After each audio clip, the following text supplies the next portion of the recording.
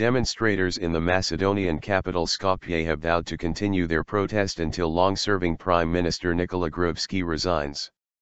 Many of tens of thousands of people who took part in Sunday's rally outside the government have left, but hundreds remained, putting up tents overnight. The rally followed the release by the opposition of covert recordings which appear to show ministers plotting vote rigging and the cover-up of a murder. Mr. Gruevski denies the allegations. The government says the opposition is trying to destabilise the country for its own benefit. Power struggle in Macedonia. Mr. Gruevski's supporters are planning their own demonstration in Skopje on Monday.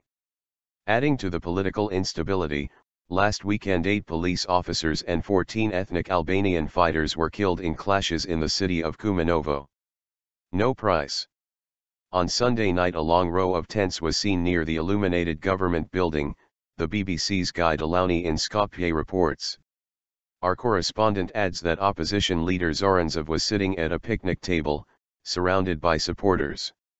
He told the BBC he would spend the night there.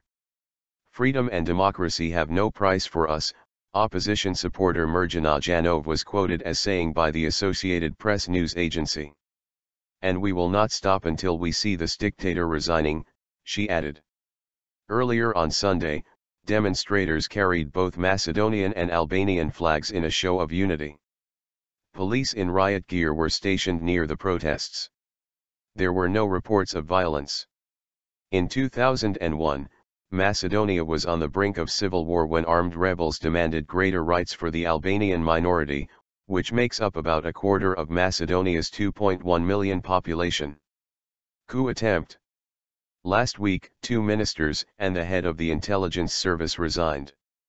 Opposition leaders said intelligence chief Saso Mijikov and Interior Minister Gordana Jankulovska were behind attempts to control the press, judiciary, and electoral officials by tapping their phones. Mr. Zov has been releasing a steady stream of recordings since February.